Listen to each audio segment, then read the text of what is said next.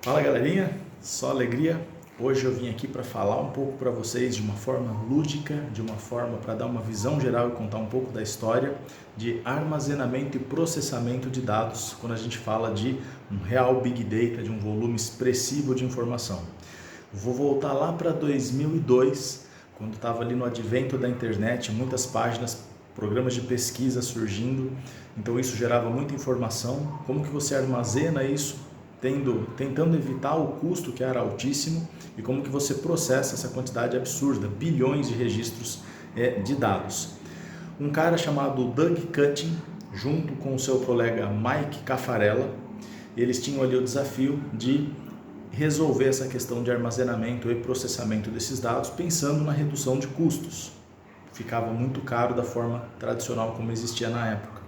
Então, em 2003 e 2004, o Doug Cutting, quando eu falar Doug Cutting, vamos pensar o Mike Caffarella junto. O Doug Cutting, em 2003 e 2004, conheceu dois papers escritos pelo Google.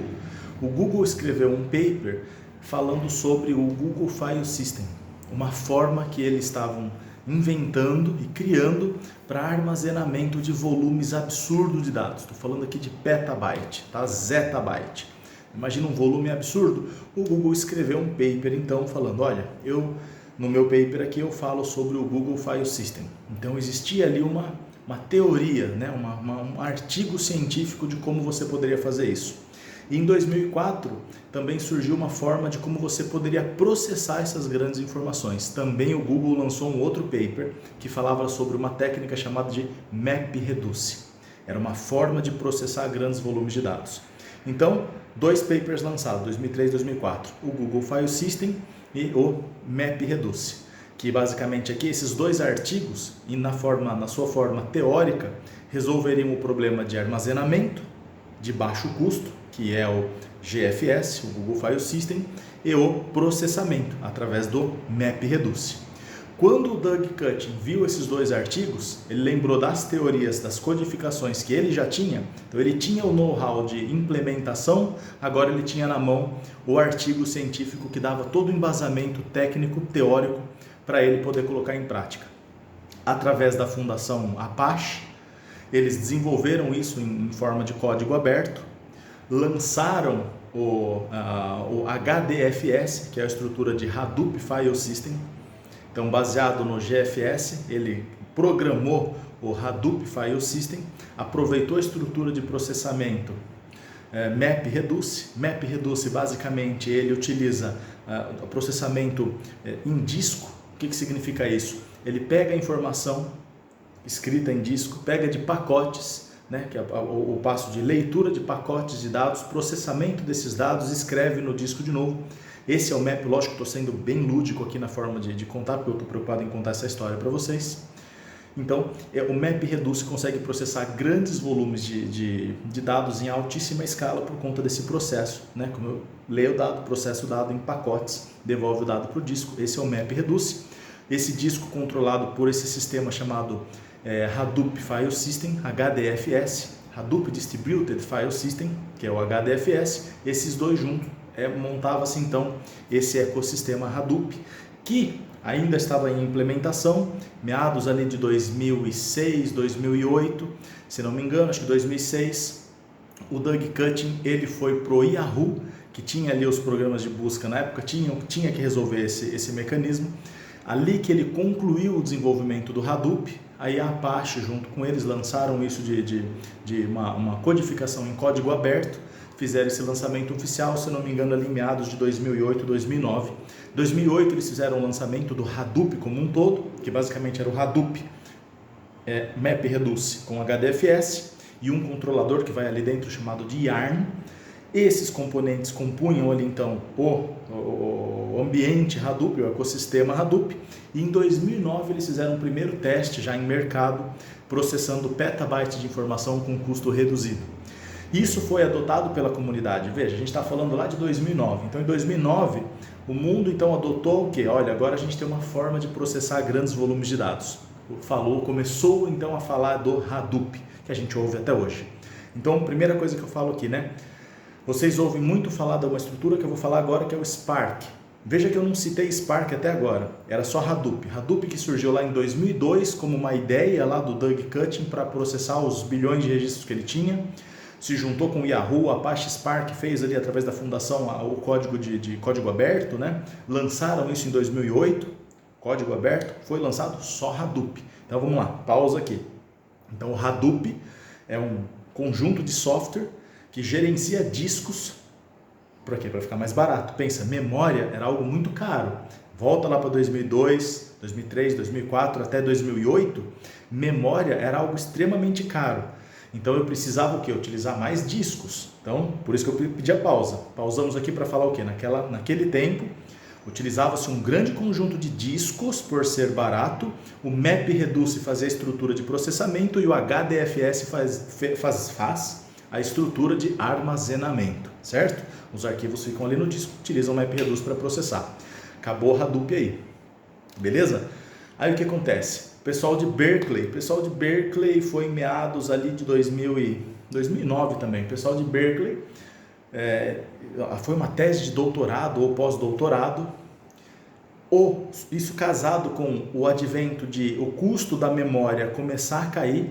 Então veja, até então o disco era a opção para processar volumes absurdos de dados, né? Fazer esse MapReduce muito baseado na leitura escrita do disco, para poder usar pequenos pacotes de memória.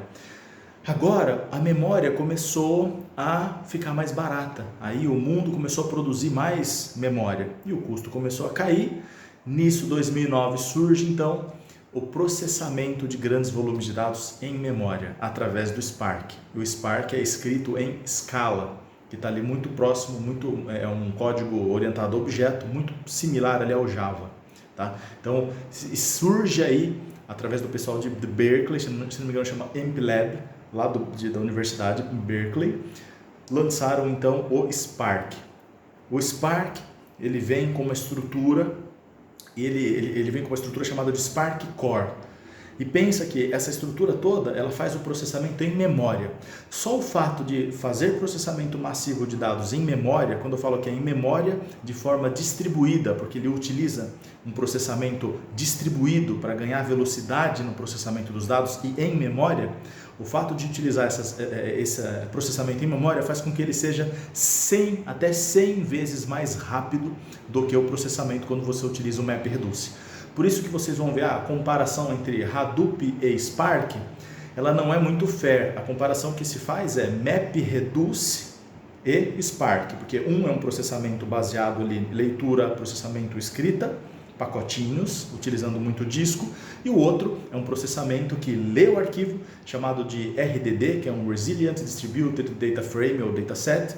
Ele carrega isso em memória, processa esse dado todo em memória e salva nos discos, que inclusive ele pode usar o disco de armazenamento HDFS do Hadoop. Quando essa sacada de processamento em memória junto com o custo de memória caiu, o Spark começou a disparar na frente do Hadoop, tanto que hoje o que mais se fala é do Spark, nem tanto mais do Hadoop, nem tanto mais do MapReduce. Faço um parêntese aqui. Se você entrar dentro da AWS, lá da Amazon, você vai ver que o cluster utilizado para o ecossistema Hadoop Spark, ele é chamado de EMR, é o EMR. Ele é EMR por conta de Elastic MapReduce. Tá? Então é o cluster da AWS. Na época que surgiu, é muito homenagem ou pautado ao MapReduce do Hadoop. Tá? Hoje teria que ter o componente, né? Falar, então agora ele vai chamar Spark alguma coisa, né? Porque hoje é o que mais é utilizado dentro desse cluster é o Spark. Então surgiu o Spark e hoje ele é despontado. Então se você vai processar volumes muito gigantescos de dados, avalia, né, se você realmente precisa utilizar MapReduce, Hadoop, ou se você não pode utilizar o processamento em memória. Provavelmente você vai poder utilizar o Spark, então vá para o Spark. E aí, falando um pouco aqui do mundo Spark, que surgiu lá em meados de 2009, também é uma fonte de código aberto, também sob a fundação Apache, Fundação Apache. O Spark, então, ele tem o que a gente chama de Spark Core. O Spark Core, né, esse núcleo, ele tem alguns componentes. O primeiro componente que ele tem é o Spark SQL, Spark SQL, primeiro componente. O segundo componente que ele tem é o Spark Streaming. O terceiro componente que ele tem é o Spark MLlib, que é o Machine Learning Library. E o último componente que ele tem é o do GraphX, que é o pacote para grafos. Então ele montou esse ecossistema de Big Data e Analytics.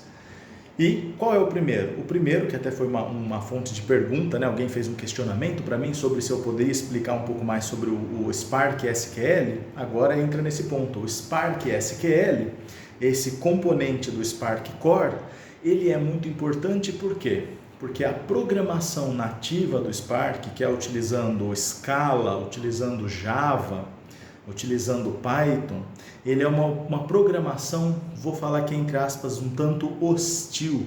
Hostil no sentido de muito complexa, muito difícil. Faço mais um parênteses, lembra que está difícil hoje encontrar cientistas de dados, está difícil de encontrar engenheiros de dados, a formação dessas pessoas está sendo lenta, tá? A demanda é muito maior do que a quantidade de pessoas tecnicamente capacitadas para trabalhar com isso. Imagina se você aumenta a complexidade, então, da linguagem de programação que você vai utilizar para trabalhar o dado. Se achar a pessoa para trabalhar o dado já estava difícil, imagina se você complicar na linguagem de programação para acessar o dado. Fica difícil ao quadrado, aí você vai ter menos pessoas ainda. Por conta disso, o Spark SQL permite que você possa programar sobre uma estrutura do Spark Core, que tem esse processamento em memória de altíssima velocidade, altíssimo desempenho, altíssima performance, podendo fazer a linguagem, a sintaxe do SQL.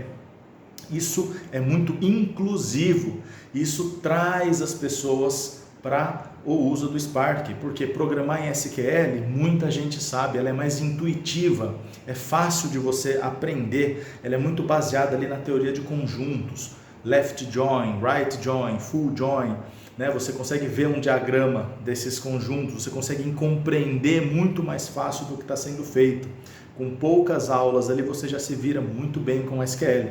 Então, sabendo a sintaxe SQL, com o poder de processamento que o Spark tem em memória, você consegue ter a abstração de codificar em SQL e poder ter o processamento todo do Spark na memória, tendo essa abstração.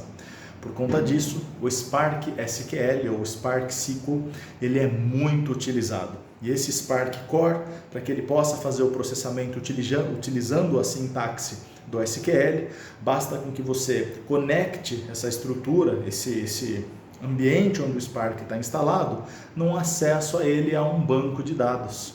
Então, você pode conectar ele a diversas fontes de informação, diversos bancos de dados, ele vai carregar esses dados em memória e fica disponível para que você possa fazer uma sintaxe SQL. Por exemplo, ali dentro da AWS, tá? Vou dar um exemplo para vocês. Se você estiver processando dentro de um cluster do EMR, por exemplo, ou dentro do Google, dentro do Dataproc, do GCP, do Google Cloud Platform, quando você tem um arquivo, imagina que você tenha um dado dentro do storage ou dentro do S3, né? Ambos funcionam com uma estrutura de Hadoop por trás. Olha só, eu estou me beneficiando do baixo custo de armazenamento, só que eu só vou usar o armazenamento. Então, meu dado está armazenado no Hadoop, eu vou carregar essa informação em memória do Spark. Uma vez em memória do Spark, o Spark SQL consegue ali fazer uma sintaxe SQL. Essa sintaxe é traduzida para o mecanismo Spark, que vai efetuar o processamento em memória e pode salvar uma nova tabela processada, agregada, feita um join, seja lá a métrica ou cálculo que você quis fazer, devolve essa tabela para o ambiente, grava de novo em disco, ou não, ou você só queria fazer uma visualização, né? Aí cabe ao seu processo, ao que você estava desenvolvendo ou estudando. Percebe que magnífico que é isso? Então basta você agora fazer suas queries em SQL, que você pode utilizar o poder de processamento do Spark. E aí você tem, né, continuando, você tem o Spark Streaming, você tem o Spark, né, o GraphX para a utilização de grafos, e você tem o MLlib. Eu quero chamar a atenção aqui para o MLlib, por quê?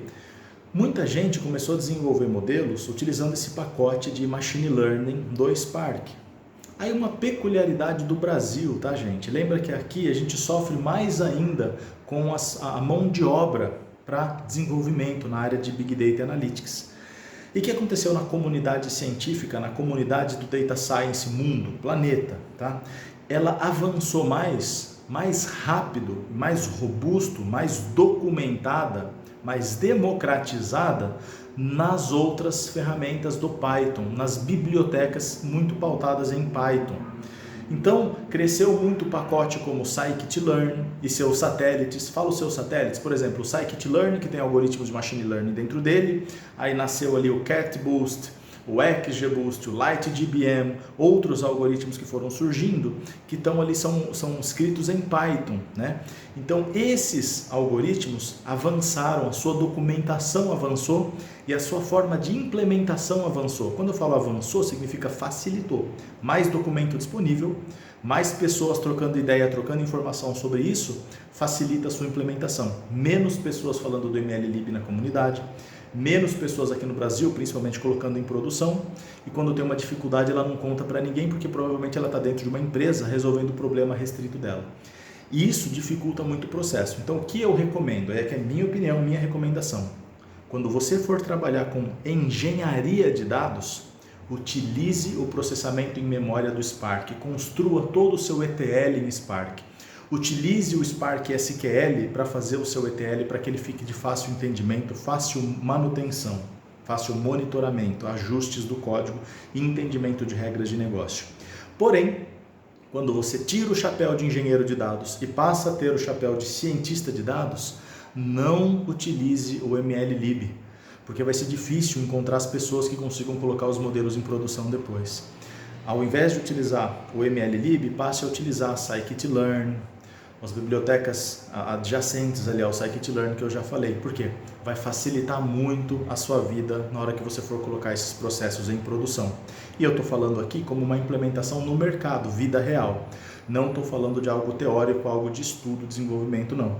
Eu estou falando aqui de como que é a vida numa empresa, pequena, média, grande ou gigantesca. Então, para você se dar bem, para você conseguir resolver o problema da empresa, se você seguir isso que eu estou falando, provavelmente você vai ter sucesso. Então, é o que eu tenho feito e estou tendo sucesso com isso. Então, o que eu faço? Engenharia de dados, Spark. Mundo separado, ó. Engenharia de dados, Spark. Todo o ETL utilizando Spark SQL. Bacana. Fui para ciência de dados, Python. Porque é fácil de deployment, fácil implementação. Então, engenharia de dados, Spark. Ciência de dados, Python, Scikit-learn, CatBoost, LightGBM, XGBoost e por aí vai. Vai lá no Python, seja feliz lá que vai funcionar.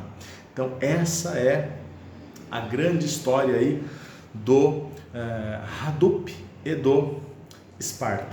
Deu para pegar a ideia, né? Então hoje, lembra, você só vai usar MapReduce se você estiver trabalhando com processamento de muito mais de petabyte de informação.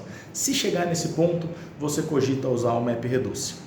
Se não, vai lá para o Spark. E lembra que o Spark é para engenharia de dados. Vai fazer modelo estatístico? Façam amostras. Amostra representativa, amostra significativa, amostra é importante. Não queira fazer processos estatísticos com sua tabela inteira de bilhões de linhas. Faça as amostras e com as amostras utilize os pacotes do Python. Isso vai facilitar muito a sua vida em implantação. Beleza? Essa é a história do Hadoop e do Spark. Sucesso total na implementação aí de vocês. Só alegria, tamo junto. Falou!